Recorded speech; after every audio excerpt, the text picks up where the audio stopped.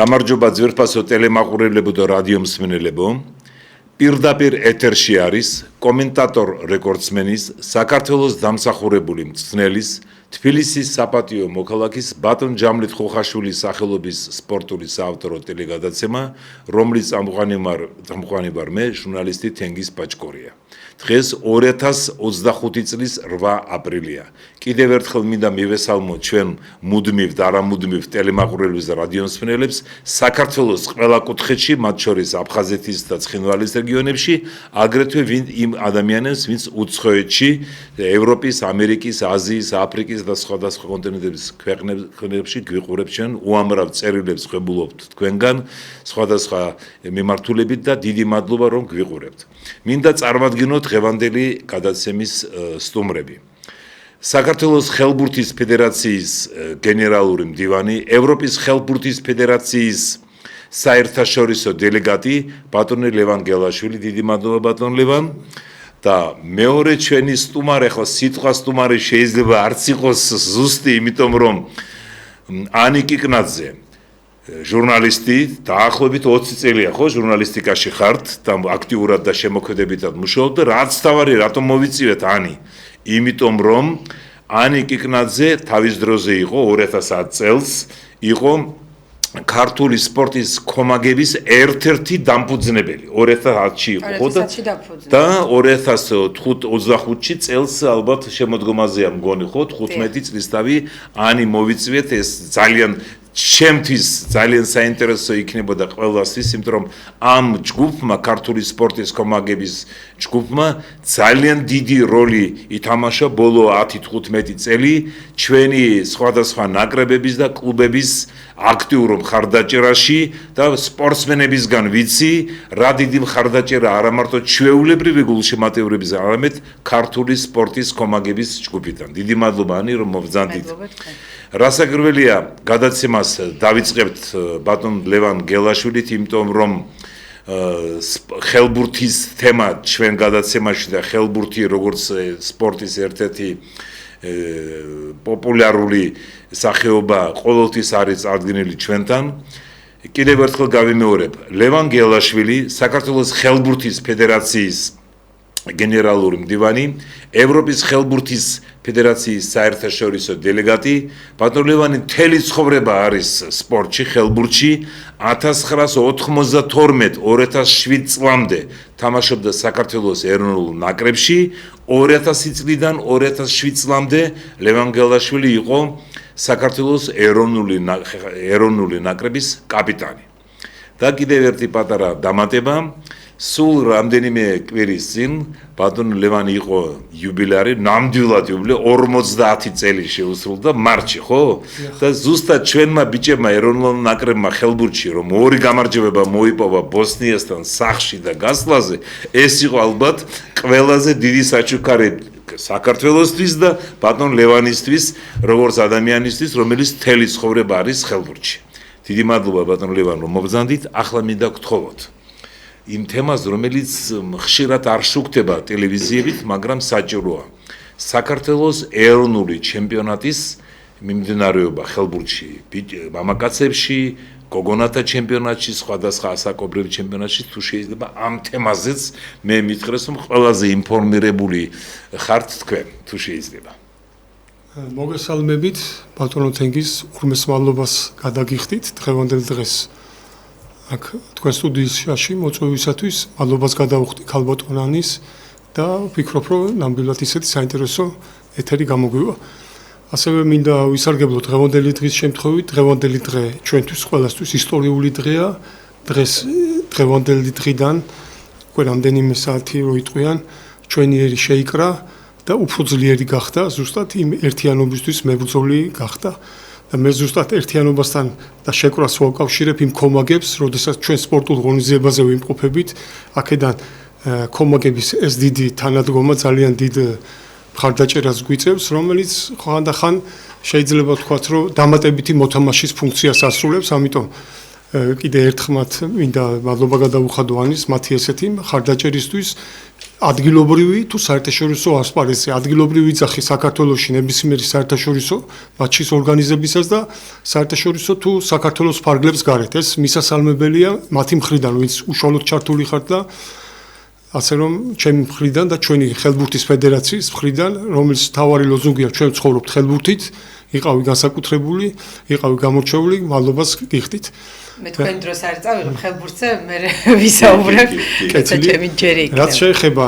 რაც შეეხება იმ თემას, რასაც ქვია ეროვნული ჩემპიონატები, მართლაც ეს ერთ-ერთი ყველაზე მნიშვნელოვანი საკითხია, რაშიც თვითონ ფედერაციის მუშაობა შეიძლება ვთქვათ, რომ გამოიხატება. ფედერაცია თუ არის ის გარკვეული ორგანიზაცია, რომელიც ვალდებული და პასუხისმგებელია ეროვნული ნაკრების შეკრაზე, ამ ნაკრების გარკვეული საერთაშორისო ღონისძიებების მონაწილეობაზე, ასევე გარკვეული პასუხისმგებლობა აქვს ამ ეროვნულ ნაკრებში, საიდან უნდა მოვიწვიოთ ის ხალხი, რომლებიც შემდგომში გვინდა, რომ ჩვენი ქვეყნის საუკეთესო შვილები შევკრათ და საუკეთესო შედეგი ვაჩვენოთ, რომელიც თითოეული ჩვენთაგანისთვის იქნება წარმატებისკენ მიმავალი გზა.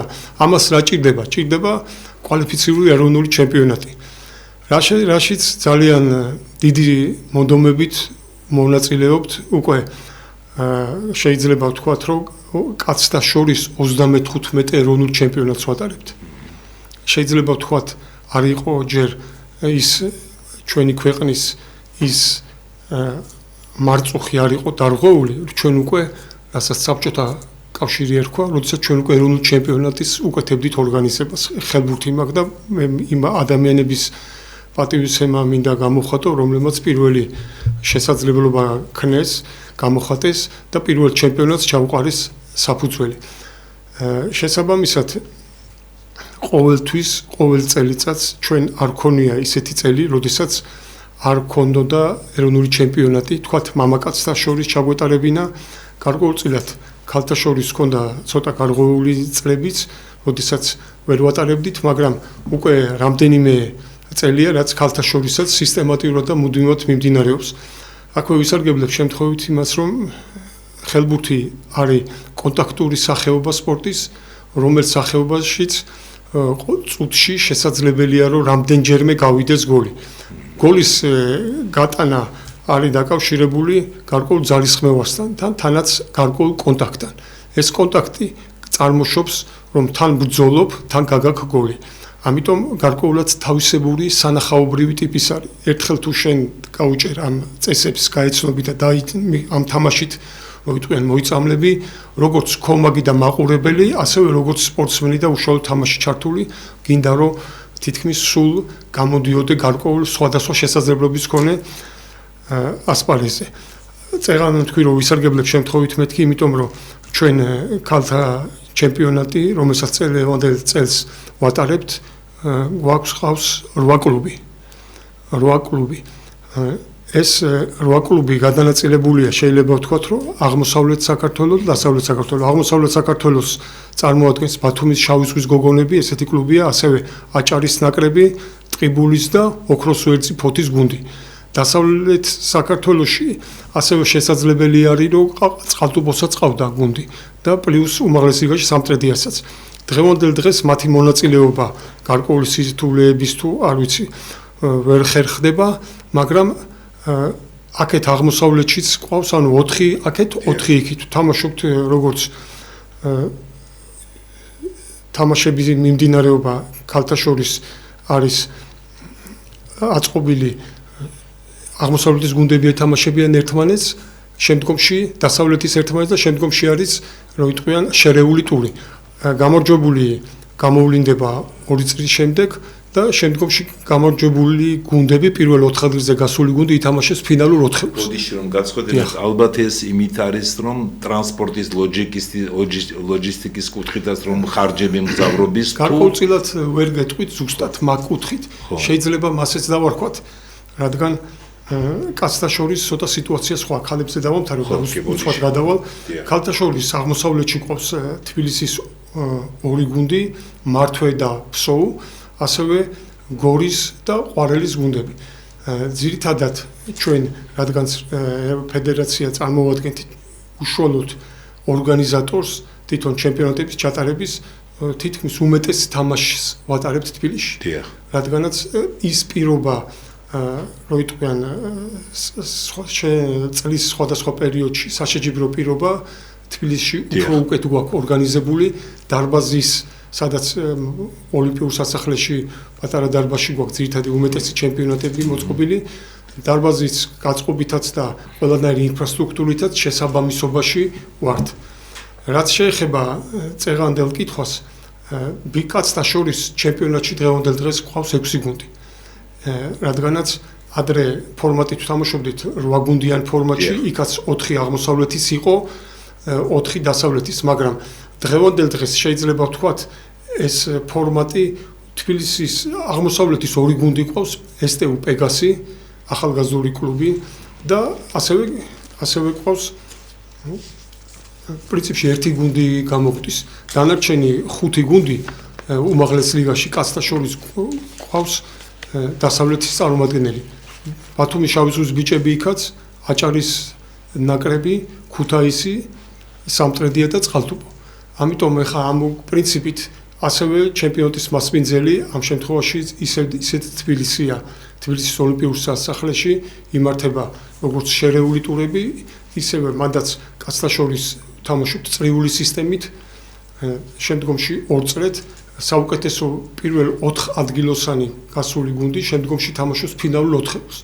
ფინალურ 4-ული დაფუძნებულია პირველი მე-4-ს შეხვდება და პირდაპირ ნახევარფინალების ტიპად. როდის სრულდება ეს? ეს მაისის ბოლოს უკვე ჩემპიონატი დასრულებული არის და გამოვლენილია მაისის ბოლო კვირა დათმულია ფინალურ 4-ებისთვის.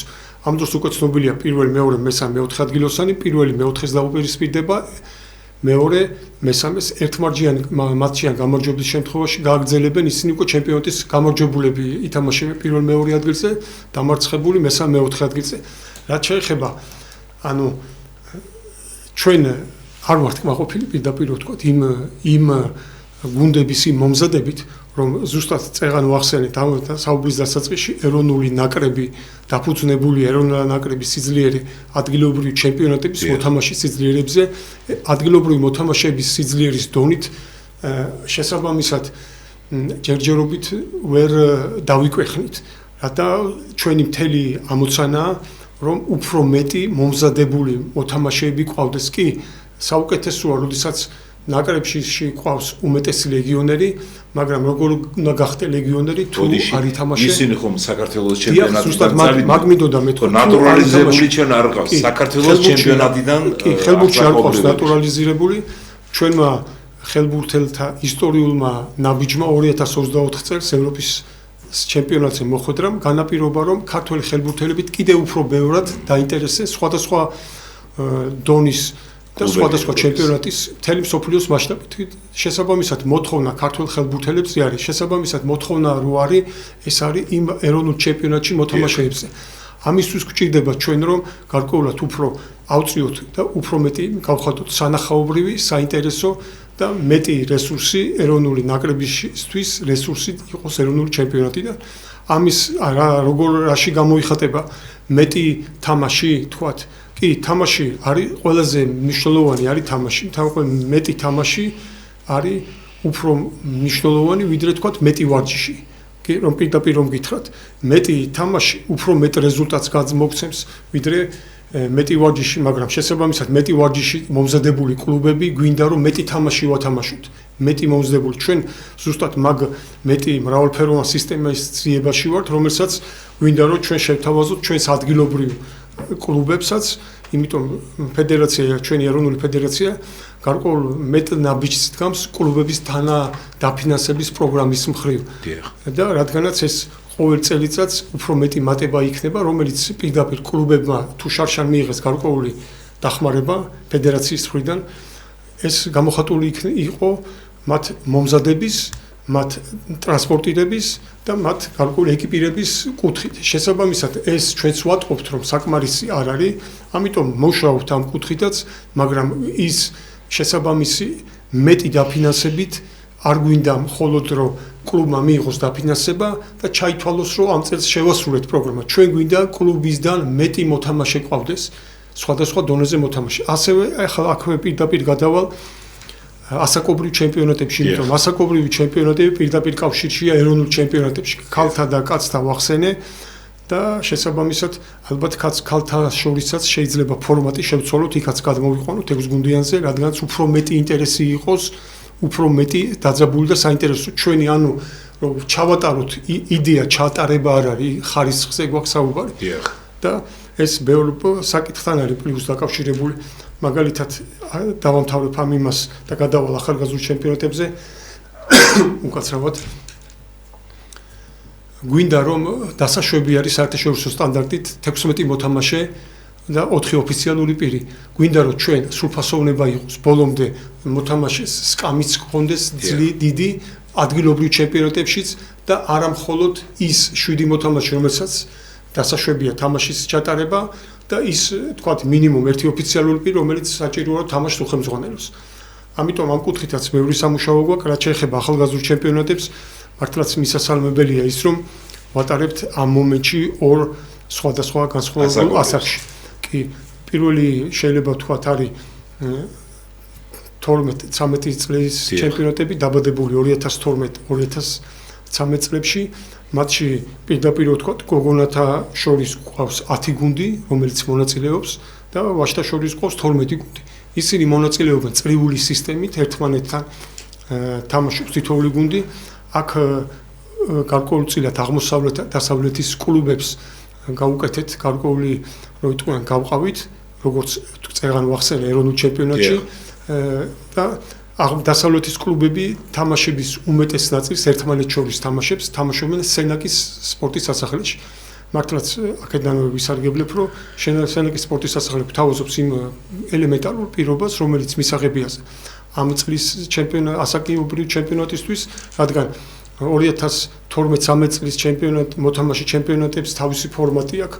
თამაში მთლიან მოედანზე არ არის, ნახევარი მოედანი აღებულია და ნახევარი მოედანი აღებულია როგორც მთლიანი მოედანი. გუნდების სათამაშოდაც პირდაპირ მითითებული გვაქვს რომ უნდა ითამაშონ ერთმანეთში უფრო რო იტყვიან ერთ-ერთზე არ შეიძლება ზონურ ტაქტიკაზე იყო, არის პერსონალურ ტაქტიკით თამაშობენ. ცოტა განსხვავდება მათი თავიდანვე ვიდრე დიდების, ხო? თავიდანვე ვთხოვთ რომ მათ იცოდნენ რა არის პერსონალური ტაქტიკით თამაში. ასევე თუ დიდხელბურთში დასაშვებია გარკვეული მოთამაშეების თავდასხმაში თამაში და შემდგომში დაცვაში ცვლილება, აქ დაუშვებელად მიგვაჩნია ამ ტაქტიკით იმოქმედო, რადგან გვინდა რომ თავიდანვე მოთამაშე იყოს უნივერსალური. ხელბურთი უნივერსალური სახეობაა ფიზიკურად განვითარების მხრივ, აზროვნების მხრივ და ასევე გვინდა რომ თავიდანვე მივარჩიოთ ამ უნივერსალიზმს. რაც შეეხება შემდგომ ერთი ასაკით ზემოთ კატეგორია, რომელსაც ვატარებ და რომელიც გარკვეულწილად ჩვენ ძალიან დიდი ენთუზიაზმით შემართებით უყურებთ ჩვენს 2010-11 წლებში დაბადებულთა ნაკრებს 14-15 წლამდელების ნაკრებს. მათი ჩემპიონატიც ცოტა განსხვავებული იმ კუთხით არის, რომ ვაჟთა შორის ჩვენ გვყავს 13 გუნდი, გოგონათა შორის ჩვენ გვყავს 11 გუნდი. აქ თამაში ტარდება ორი წრიანი არის, ორ ეტაპიანი. პირველ ეტაპზე გუნდები საერთო თამაშს ერთმანეთში ითამაშებენ. მეორე ეტაპზე საუკეთესო 6-ეული 0 ქულიდან გააგრძელებს საუკეთესო ჩემპიონის გამოვლენას. აქაც ასევე დანერგილი გვაქვს რომ პირველი ტაიმი, მინიმუმ პირველი ტაიმი უნდა ითამაშონ გუნდება 3-3-ის პრინციპით. ეს ნიშნავს რომ მაყურებელს საქმე მინდა ამ ჩვენს სმენელს აუხსნა, რომ გარკვეულად თუ ზონური პრინციპი ძირითადად 6 მეტრიანზე არიან მოთამაშეები განლაგებული და არაძლევენ სივრცეს კეტავენ, 3-3 პრინციპით 9 მეტრიან ზემოთ განლაგდება 3 მოთამაშე და რომელიც ასევე პერსონალურად ეთამაშა თუ წინა 1 წლით ასაკით პატარაები თამაშობენ პერსონალურს, აქ თამაშობენ ამ კუთხით 3-3-ის პრინციპით. რაც აქედანვე მათშიც თუ თავიდან პერსონალურს მიჩვევის შემდეგ გადაყვავს ნელ-ნელა რომ სივრცე შედარებით ნაკლებია, მაგრამ შესაძლებელი მოთამაშემ უნდა გამონახოს როგორც ბურთის ფლობის, დამუშავების და პასის გადაცემის მხრივ. შეგაწყობდით ბატონ ლევან, ეს ძალიან საინტერესო რომ აი ესე დიფერენცირებულად ეტაპობრივად ხდება ახალგაზრდული ნაკრების და მომავლისათვის ეროვნული ნაკრებების მომზადება ბიჭების, გოგოების და წელს მით უმეტეს ახლა ბოდიში რომ შეგადო გოგონათა ევროპის ჩემპიონატი 19 წლამდელს გაიმართება თელავში საქართველოს ნაკრების მონაწილეობს და ძალიან საინტერესო ინფორმაცია მოგვაწოდეთ, იმიტომ რომ ამ ჩემპიონატების გარეშე არ გვექნება ჩვენ შევსება და ეს ჩვენი ნაკრები რომ გავიდა ევროპის ჩემპიონატზე ხელი შეუწყო პოპულარიზაციას, იმიტომ რომ გუნდების რაოდენობაც გაიზარდა, ხო? დიახ, აგერ სტაბილურად 2000 ანუ 14-15 ჩემპიონატს ჩვენ როგორც წლევანდელ წელს დავასრულებთ, ასევე მათ ჩემპიონატს შემდეგ წელსაც ვფიქრობთ, რომ მათი ჩემპიონატიც იყოს, ასევე გაგრძელდეს. ერთი მცირე დანამატი მინდა გავაკეთო, რომ გარკვეულწილად ჩვენ ვცდილობთ თაობი რომ არ დავკარგოთ და ეს რაში გამოიხატება 2010-11 წლიანების ჩემპიონატში ნება დავრთეთ თითოეულ გუნდს ყოლოდა 2 ასაკით უფროსი მოთამაშე 2009 წელს ერთი წლით უფროსი კი ყველა დამეთანხმება რომ ერთი წლით განსხვავება ასაკში მაგ პერიოდში ძალიან დიდი განსხვავება აქვს მნიშვნელობა მაგრამ ამ წლით მეორე ნაბიჯით იმ მოთამაშეებს რომლებიც მეც ვერ მოხვდნენ თქვათ თავის ასაკის გამო ვერ ხვდებოდნენ ეროვნულ ჩემპიონატებში რადგან ეროვნულ ჩემპიონატში კაცთა და ქალთა შორის 16 წლამდე უნდა იყოს მოთამაშე 16 წლის უნდა იყოს 16 ამიტომ ამ კუთხით თქვით და მომავალ უკვე იმ დამატებითი მოთამაშეების გარეშე მოუწევთ ამ ასაკს თამაში თან ეს ასაკი განსაკუთრებულად წეღანაც გამოყვავი 2014-15 წლამდელები რადგანაც გარკვეულად ჩვენ ამ მოზარდებთან ხელმძღვანელობთ ესპანური მოდელით ჩვენ ვარჩევთ საუკეთესოებს თუ ავატარებთ ეროვნულ ჩემპიონატს ასაკობრივს შემდგომში ვარჩევთ საუკეთესოები გადიან სამწვრთნელო შეკრებას ეროვნული შეიძლება შეგაწყვეტინოთ შეიძლება თუ ამ თემას ეხება გისმენთ კი ამ თემას ეხება ზუსტად 6 აპრილს საქართველოს გოგონათა და ჭაბუკთა 18 წლამდელი ნაკრებები გაფრინდნენ გაიმგზავრნენ ესპანეთში ეს საქართველოს ხელბურთის ფედერაციის ორგანიზები და ესპანეთის ხელბურთის ფედერაციასთან თანამშრომლობის შედეგად 6 აპრილს გაიმგზავრნენ 7-13 აპრილს ისინი ჟირონაში გადიან გამოჩნდება ფოტოებიც გადიან სპეციალურ საერთაშორისო შეკრებას როგორც მე ვიცი ჩემზე უკეთესად უფრო ხმა თქვენ იცით და 13-18 აპრილს უკვე ჩატარდება იქ საერთაშორისო ტურნირი ამდენიმე მატჩი ექნებათ ორივეს და იმ პირველი შეკრების დროსაც არის გათვალისწინებული ამხანაგური მატჩებიც ხო ბოდიში ეროვნულმა ჩემპიონატმა მოიტანა რომ მივედით ისე ასაკობრივ ნაკრებზე რადგანაც ჩვენ ყველაფერი უნდა გავაკეთოთ ეროვნულ ჩემპიონატში კონდეს ის ძირითადი ბირთვი ბაზა საიდანაც ეს მოთამაშეები იქნებიან გადავლენ პირდაპირ ახალგაზრდულ ჭაბუკთა გოგონათა ნაკრებში რომლებიც პირდაპირ უნდა იყოს აქედან უნდა იყოს ეროვნულ ნაკრებში შევსება ამ ახალგაზრდულ ჩემპიონატებში საუკეთესოები გადიოდნენ ჩვენი ქართველი მწვრთნელების მეთვალყურეობით გარკვეულ სტაბილურ და სისტემატიურ წვრთნას მართლაც როგორც თქვენ ახსენეთ ეხლა ესპანელები არიან ჩართული ამ პროგრამაში გოგონათა მიმართულებით ერთი მწვრთნელია ვაჟთა მიმართულებით მეორე მწვრთნელია ასევე ჩვენი ქართველი მწვრთნელებიც არიან იქ ჩართული რომლებიც უშუალოდ მონაწილეობენ თვითონ მათთან ერთად პირველი ეს ერთი კვირა იქნება საწვრთნელო სავარჯიშო ისინი გარკვეული რამდენიმე საერთობლივ ვარჯიშებს ჩაატარებენ, ცალკე გოგონებიცა და შემდგომში ცალკე ვაჟები, შემდგომში იქ უკვე ესპანეთში ტარდება ყოველწლიურად საღდგომო ტურნირი, რომელიც ტურნირში ჩვენი ეს ნაკრებები მიიღებენ მონაწილეობას. მისასალმებელი იმ ხრივ ეს არის მადლობა გადავუხადო აქედანო ჩვენი ეროვნული ფედერაციის ხელმძღვანელობას, რომ ამ ასაკში ესეთი დონის საწვრთნელ შეკრებაზე გასულა თან პლუს ესეთი საერთაშორისო თამაშების გამოცდილება მიუხედავად ესენი პირველად არ გაემგზავრნენ. კი ვიცი, შარშანაც. ეს ფართოდ ერთობლივად თუ ჩვენ საუბრობთ მიზან მიმართულად და ნაბიჯ გვინდა გავაკეთოთ, ეგრევე რეზულტატი არ მოდის მხოლოდ სწორი ნაყოფიერი მუშაობით. ერთ პატარა საიდუმლოს გეყვი ბატონ ლევან.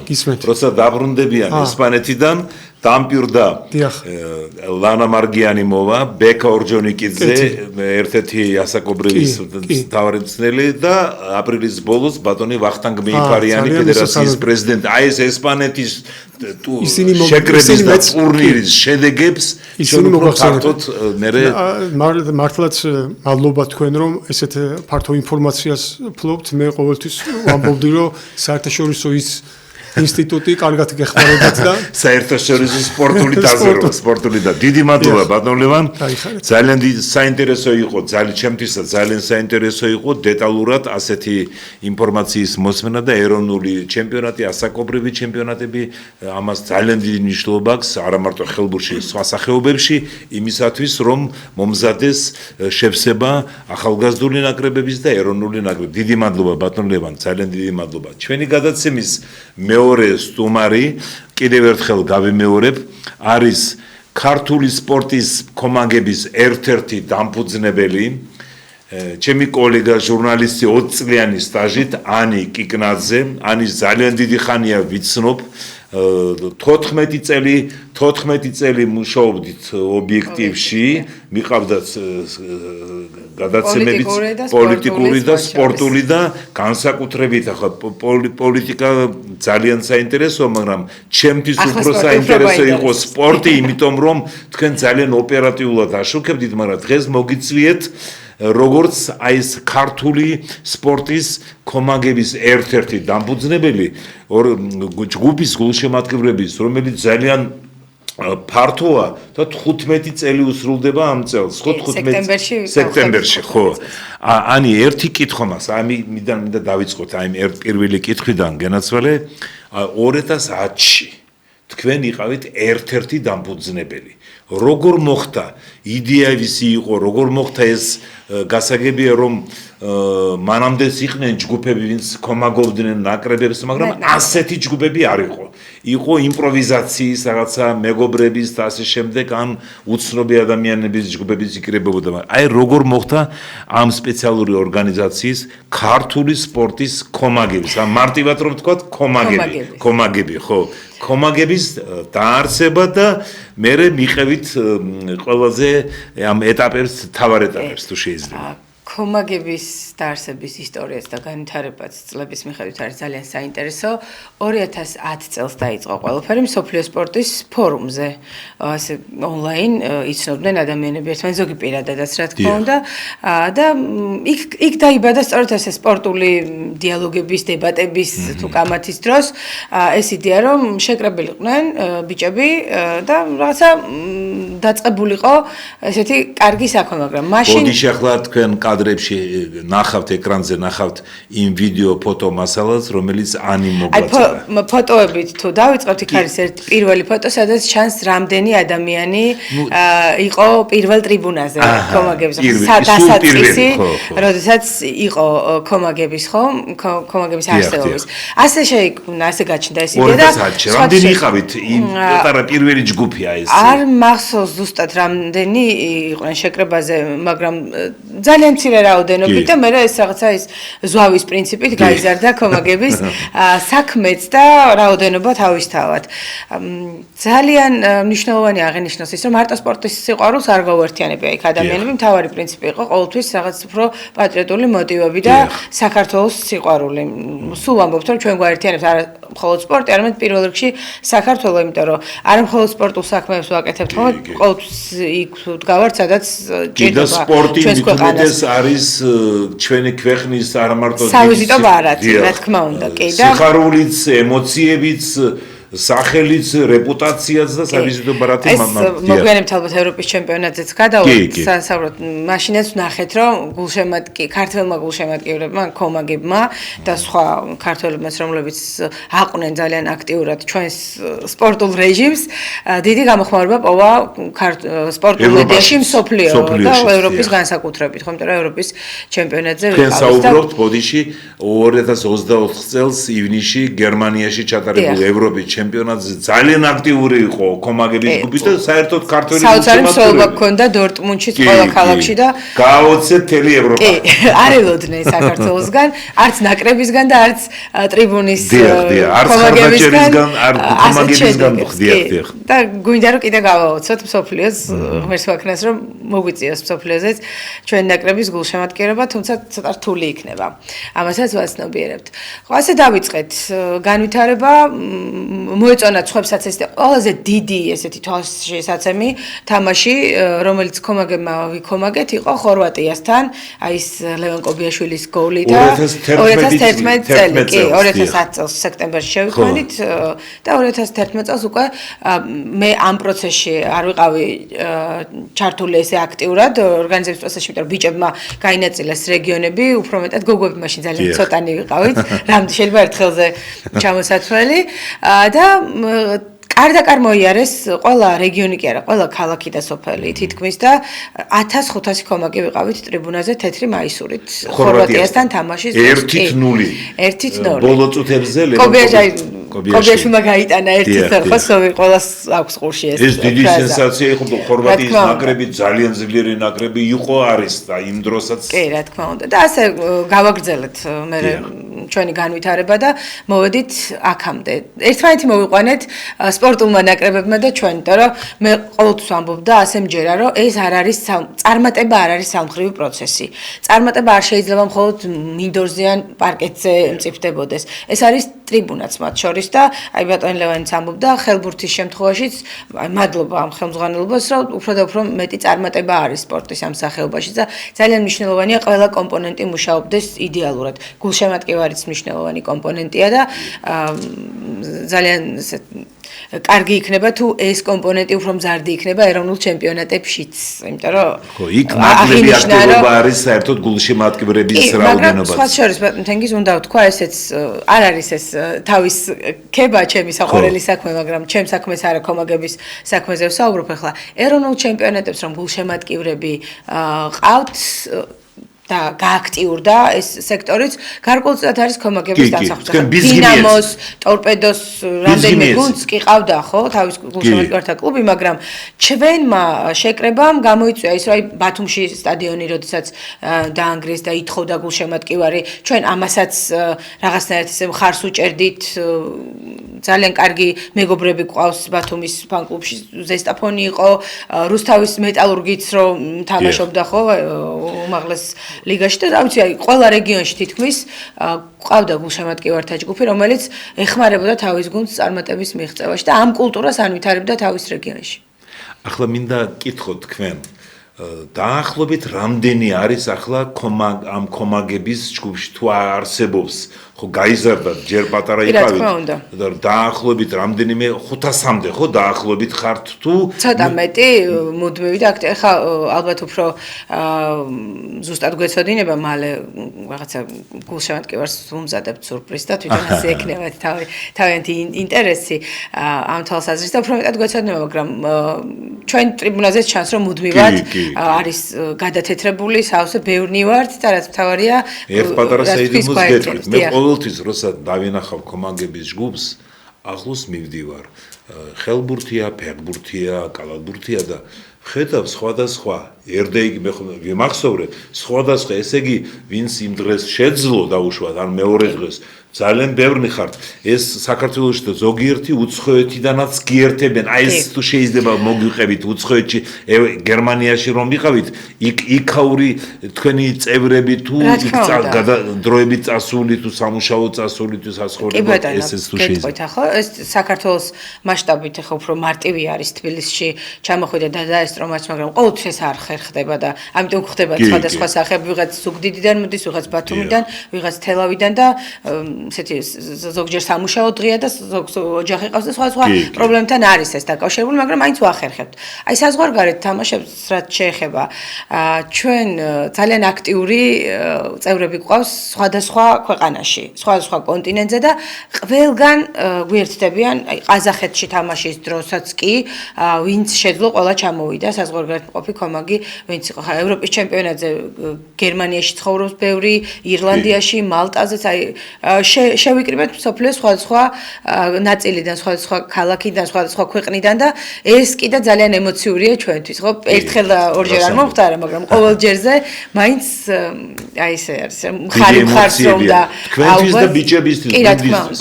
აი მახსოვს 3 წლის წინ, 2-3 წლის როცა ბულგარეთს და ჩრდილოეთ მაკედონიას ადამიანს ისის მახსოვს და ისეთ ადგილებში გამოჩნდებით, სადაც ძალიან საჭიროა თქვენი ყოფნა. შეიძლება იმ ქვეყანაში კონკრეტულში ბევრი ქართველი არ ცხოვრობს და თქვენ გამოჩნდებით ზუსტად იქ.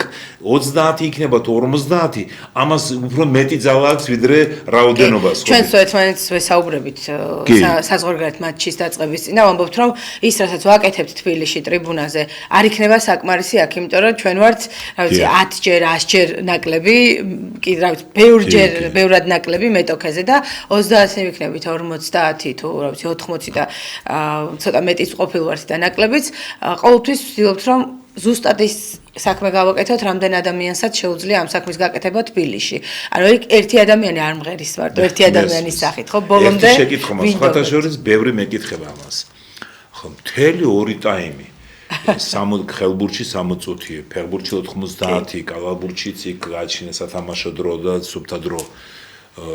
ამას ხომ სპეციალური რაციონი კვების კვერცხებ ჭამ თუ რა ჭამ, რომ 2 ტაიმი იოლი არ არის, მუდმივად თითქმის პატარა პაუზების გარდა არ ჩერდებით, ახლა წუთიერი არის რაღაცა, ხო და ამას დიდი ენერგია მიდის ამაში გასაგებია და სპეციალური კვება რამეს ეთუ თვითონ აწესრიგებთ ამას თუ როგორ ხდება ეს? არა, არაფერი სპეციალური არ არის, უბრალოდ ვიცით რომ თამაში გვაქვს მოსაგები. ჩვენთვის ეს ტრიბუნაზე დგომა მარტო გართობა ან რაღაც სპორტისთვის ზოგჯერ არის შემთხვევები საერთოდ ვერ ვადევნებთ მატჩს თვალყურს. იმიტომ რომ გადართული ვართ მთლიანად იმ პროცესზე რომ ჩვენი გასაკეთებელი გავაკეთოთ. და ვიცით რომ ამ დღესთვის უნდა მოვემზადოთ და ვცდილობთ რომ მაქსიმალურად ვიყოთ ენერგიულად, მხნეთ, რაღაცა ყელი გქონდეს, ხმის სისტემა გქონდეს ფორმაში. თავი არის 90 წუთი ბოლომდე გავზოთ და მე უკვე ამ ხმის იოგების მოშუშებას ვუნდებით. მერეა უფრო რთული.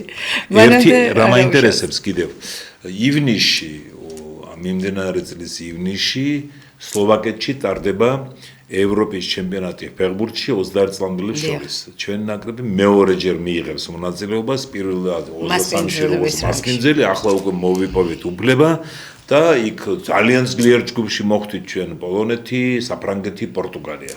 მე საერთაშორისო სპორტულმა დაზრმა მაცნობა რომ რაღაცა თქვენი ჯგუფი გარკვეული ნაწილი არის 100 კაცი, 50 თუ 200 კაცი ჯერ არ არის დადგენილი ალბათ. იქნებით ხო იქ ევროპის ჩემპიონატზე ფეხბურთში იქნებით ხო? აუცილებლად. კარგად მუშაობს თქვენი სპორტული დაზრმა. საუკეთესოდ. კი რა თქმა უნდა ვიქნებით, იმიტომ რომ აი ფოტოები გადიოდა და იქ არის იმ ფოტოებშიც ჩვენ მუდმივად 20 წლამდელებს კი არა, 19 და 17 წლამდელ ფეხბურთელებს დავყვებოდით ახლა საზღვარგარეთ მაშინ ესე აქტიურად ვერ დავდიოდით. ჩვენც ახალგაზრდები ვიყავით. მაგრამ ყოველთვის ვცდილობდით მათ გამხნევებას აქ და აეროპორტშიც ბევრჯერ დამხვედრი ვართ და გქონდა ეს ურთიერთობა, ხა ეროვნულ ნაკრებში თამაშობენ ეს ბიჭები და ეს პასუხისმგებლობა ერთმანეთთან გულშემატკივარს და მოთამაშეებს გვაქვს, რომ ჩვენ ერთმანეთისთვის ეს თავისებური რიტუალია უკვე მატჩის შემდეგ რომ მოდიან თქვენ ანგარის გაბარებენ, მღერი ხათ ერთად ანგარის გაბარებენ. არ მოდიოდნენ, ბატონთენგის დრო იყო, აი წინა თაობის ფეხბურთელები ცოტა, იმიტომ რომ ეს კულტურა მაგრამ უკვე ეს რიტუალი გახდა. კი, ეს ტრადიცია, კი, რიტუალი რა თქმა უნდა და ჩვენც ძალიან ევროპის ჩემპიონატზე შარშან ფეხბურთში რომ იყო, იქ მიუხედავად თურქეთთან წაგების შემდეგ ეს რიტუალი გაუკვირდა თელ ევროპას წააგესო, მაგრამ როგორი რიტუალი ჩაატარესო. მე ჩეხეთთან მოსაგები მატჩი იყო, პორტუგალიასთან გამარჯვება, ესპანეთთან მომავალ ჩემპიონატთან წაგება, მაგრამ ეს უკვე მთელი ევროპა ახლა იმათ ვერ გაარკვევებ ამ კომაგობით, მაგრამ ასეთი რიტუალი ძალიან მნიშვნელოვანი იყო, როცა გუნდი აგებს და ესე როგორც ანგარის გაბარებენ რა. ფეხბურთელების, კალათბურთელების მოთხოვნაც არის. ასეა კი, ეს არის ურთიერთობა და პასუხისმგებლობა პირველ რიგში და არ აქვს მნიშვნელობა ვაგებთ ჩვენ ხო არ ვართ ის გულშემატკივარი, რომელიც მოგების დროს არის მხოლოდ გულშემატკივარი. ჩვენ ძალიან ბევრი დაცინვა მივიღეთ და ქილიკად გვაქილიკებდნენ, საცნიად გვიგდებდნენ, რომ აუ კარტოფილი დათესონ, მაგმოდ რას დადიხართ, რა გაყვირებთ, რა გამღერებთ და ხო, არა, დავივიწყეთ კი. რომ თქვენ გაიტანეთ ერთი კითხვა მაქვს.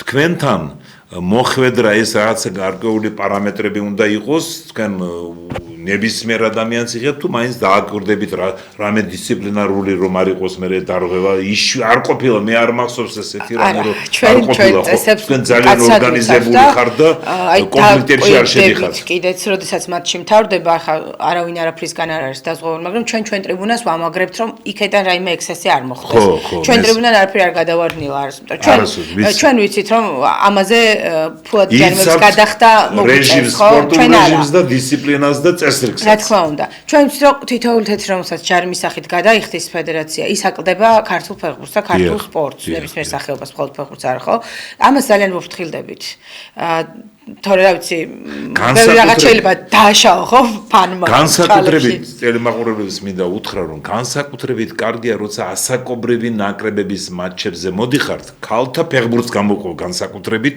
ეროვნულზე ასაკობრივებს თორე იქ ძალიან ბევრი ხალხი არ დადის აჰა ეროვნულ ნაკრების თამაშზე 1000 2000 მაგრამ ისეთი აქტიურები არ არიან მთელი ტრიბუნა ამიტომ თქვენ აძლევთ იმ სტიმულს და მინდა ახლა შემოგთავაზოთ რადგანაც ქალთა ფეხბურთი ყოველთვის აქტიურები არიან ქალთა ფეხბურთში ეროვნული ნაკრების და ასაკობრივი ნაკრების ხარდაჭერის კუთხით. ახლა გამოჩნდება პატარა ფოტო ვიდეო მასალა საქართველოს ქალთა საფეხბურთო ეროვნულ ნაკრებმა თებერვალში საკუთარ მოედანზე დაამარცხა ანდორა 2-1, მერე კვიპროსში წავაგეთ 1-2, ეს ერთა ლიგის მატჩი და 4 აპრილს სახში მოულოდნელად ბევრისთვის წავაგეთ მალტასთან, მაგრამ გვაქვს შანსი 8 აპრილს დღეს საღამოს 21 საათზე მალტაში გაიმართება საფასუხო მატჩი. ამ მატჩს დიდი მნიშვნელობა აქვს, ძალიან დიდი მნიშვნელობა აქვს. მოგების შემთხვევაში ჩვენ ვინ არჩუნებს შანსებს რომ პირველი ადგილი ან მეორე ადგილი ჯგუფში რომელიც გარკვეული პარამეტრების მიხედვით შეიძლება მე გავიდეთ პლეი-ოფში, მაგრამ პირველი ადგილიდან ავტომატურად ეს 4 აპრილის მატჩის კადრებია და ფოტომასალა და განსაკუთრებით მომეწონა ის რომ თქვენი ჯგუფი აი 4 აპრილს 3-0-ს ვაგებდით პირველი ტაიმის შემდეგ. მეც ვესწრებოდია მას ყოველთვის თუ რამ ჯანმრთელობის პრობლემა არ ამაზავს საქართველოში ვარ, ყოველთვის ვესწრები ქალთა ნაკრების მატჩებს და 3-0-ის შემდეგ ისე აწიეს კომაგებმა და 3-2 დამთავრდა შეგვეძლო თანაბრება, მაგრამ ნუ ხდება ახლა ფეხბურთში და იმედი გვაქვს რომ ჩვენი ქალთა ნაკრები ახლა 8 აპრილს დღეს საღამოს არის გვიან მატჩი და სარგებლობს შემთხვევით და მადლობა უთხრა ამ გოგონათა ქალთა ნაკრების წევრებს,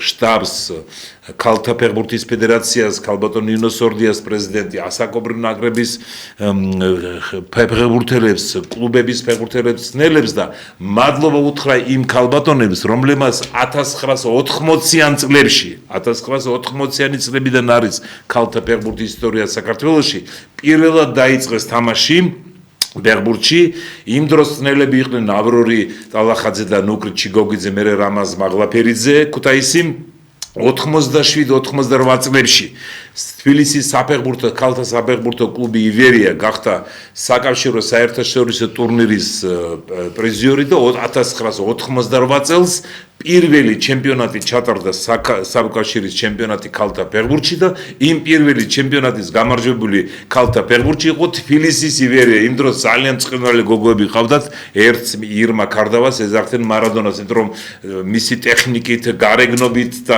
ყველაფრით გავდა მარადონას. 90-იან წლებში ყავდა ნაკრები, წარმატებით მეტნაკლებად, მერე 2000-იან წლებში იყო გარკვეული პაუზა, ჩავარდნა, ეს ბევრი მიზეზი იყო ამის და ბოლო 10-12-13 წელი აქტიურად მიდის ქალთა ფეხბურთის განვითარება. 2016 წლიდან ჩემპიონატი ტარდება, 2 ლიგა არის და აისახა იმაში რომ 16 წლამდელთან ნაკრებმა სან-მარინოში გაიმარჯვეს შარშან უეფას განვითარების თასი მოიპოვეს, მანამდე თბილისში იყო 2018-ში და მოვა დრო ალბათ ანი როცა ეროვნული ნაკრები C დივიზიონში კი არა, B დივიზიონში იქნება და ევროპის ჩემპიონატზეც გავა. მე დარწმუნებული ვარ, რომ მოდის გამარჯვება აქ ერთი ძალიან კარგი რაღაც. ბოდიში დიდი ჩართვა ქონდა, მაგრამ საინტერესოა, ძალიან საინტერესო ინფორმაცია მაყურებელს. ვცდილობ მოვეფერო განსაკუთრებით ქალბატონებს, ვინც სპორტში არიან, ფეხბურთი, კალათბურთი და ასე შემდეგ. მეც დიდი სიამოვნებით შევუერთდები ამ თქვენს კომპლიმენტებს. მარტივი მიზეზის გამო. მამაკაცების ფეხბურთი და ზოგადად ფეხბურთი არის მსოფლიოში ყველაზე პოპულარული სახეობა და ბევრად უფრო მარტივია თავი დაიმკვიდრა, მაგრამ როდესაც ჯერ კიდევ სამწუხაროდ გვესმის ფრაზები, რომ ქალებს რა უნდა სპორტში, ქალთა ფეხბურთი არა ის და ასე შემდეგ, ამ გოგოებს მადლობა, რომ არ დანებდნენ, იმიტომ რომ ბევრად მარტივი გზა შეეძლოთ, არჩეთ ზოგი გამოსულიყო ბუღალტერი, ზოგი ფარმაცევტი, რაც ჩვეულებრივი პროფესია იყო, მაგრამ არა, მათ აირჩეს ის გზა, რომელიც იყო ყველაზე რთული, ჟურნალისტი ხო თუნდაც. ძალიან რთულია დღეს რომ ქალი ფეხბურთელი იყო. მე ახლა რაღაცა ფემინისტური ფრაზებით კი არ გავიდა, ეს ასეა რეალური. წვიმაში, ქარში, თოვში, სიცხეში, გარეთ უნდა ივარჯიშო, ითამაშო. ეს ხომ ძალიან რთულია მამაკაცები და განსაკუთრებით ქალები. ფიზიონომიურადაც რთულია, მაგრამ ძალიან მაგარი გოგოები არიან, რომ არ დანებდნენ და აი ეს შემართება აქვთ, რასაც ხედავთ ხოლმე, ხო? კი ბატონო, არ არის ქალების და კაცების სპორტი თანაბრად პოპულარული, მაგრამ ეს მარტო საქართველოში არ ხდება, მსოფლიოში ასეა. სამწუხაროდ, მაგრამ როგორც არის ისეთი ნაკრები უნდა მივიღოთ, ის შედეგი და მოცემულობა უნდა მივიღოთ და უნდა გულშემატკივროთ, იმიტომ რომ ისიც ეროვნული ღირსების საკითხია ქალთა ნაკრების და კი ბატონო 3-0-ზე კი არა 10-0-ზე ვიმღერებთ არ არის არც ერთი პრობლემა. ლიეტოვასთან გამარჯვების შემდეგ პირველად საქართველოს ქალთა ეროვნული ნაკრები გავიდა პლეი-ოფში. პლეი-ოფში ვითამაშეთ. წავაგეთ, უძლიერეს გუნდი იყო ირლანდია, მაგრამ პირველად გავედით პლეი-ოფში. რასაკვირველია, ვახსენებ ლანჩხუთი საფეხბურთო კლუბს 2020-ში პლეი-ოფში გავედით ჩემპიონთა ლიგის. ლანჩხუთი რაღაც ბაზასავით არის ქალთა ფეხბურთის. ხო და ამიტომ ეს წარმატებები აუცილებლად იქნება და კიდევ ერთხელ მინდა დიდი მადლობა უთხრა ანი თქვენ და ყველა თქვენ კოლეგას, ვინც იქ არის ქართული სპორტის კომაგების ჯგუფში, საქართველოში თუ უცხოეთში, ისეთი დიდი ძალა, ისეთი დიდი ემოცია სპორტსმენებისთვის, განსაკუთრებით ახალგაზრდა სპორტსმენებისთვის. თუმცა დიდებსაც ძალიან უხარია, იმიტომ რომ ეს ძალიან დიდი სტიმულია და თქვენი ჯგუფი აიყოლიებს დანარჩენ ტრიბუნებს, დანარჩენ გულშემატკივრ დანარჩენ ნაწილს და ეს სიმღერა და ხარდაჭერა, რომელიც გრძელდება 80 წუთი თუ 50 წუთი გააჩნია სპორტის სახეობას, პატარა შესვენებებს აკეთებს. ეს საჭიროა რომ იმ ფეხბურთელებმა ცოტა იმ პაუზა იყოს, რაღაცა ეს საჭიროა. მატჩის მიმდინარეობა ამას თვითონ კარგი. მიმდინარეობის პაუზა, ვიღაცა ტრავმა მიიღო, გაჩერდა შეხვედრა, თქვენ გაჩემერე ტაშს უკრავთ რომ ადგა და განსაკუთრებით მომწონს ის სტუმართა გუნდის მიმართაც ყოველთვის ისჩენ პატივისცემას ეს ჩანს აშკარად. ეს ალბანელებთან მიმართებაში იყო ძალიან ისეთი კონტრასტული. ალბანეთში რასაკვირველია, ასაკობრივი შეზღუდვა არ არის ხო თქვენთან? არა, რა თქმა უნდა, ჩვენ ყველანი არის ბავშვობიდან მოვდივართ. ბატონო თინგიზ, აქვე ვიტყვი რომ მალტაში იქნებიან დღეს ჩვენი მეგობრები. 8 აპრილს საღამოს ქალთა ნაკრების მატჩზე იქნებიან ჩვენი მეგობრები, რა თქმა უნდა, არც იქ არ დავტოვებთ ჩვენს ნაკრებს და ახალგაზრდულზეც ვკითხეთ და სლოვაკეთშიც კი ვიქნებით. ყველა მატჩზე სადამდეც ითამაშებს ჩვენი ნაკრები, იქამდე გამომხნევებთ, რა თქმა უნდა და იქაც ისევ აგრძნობინებთ თავს როგორც საკუთარ კედლებში.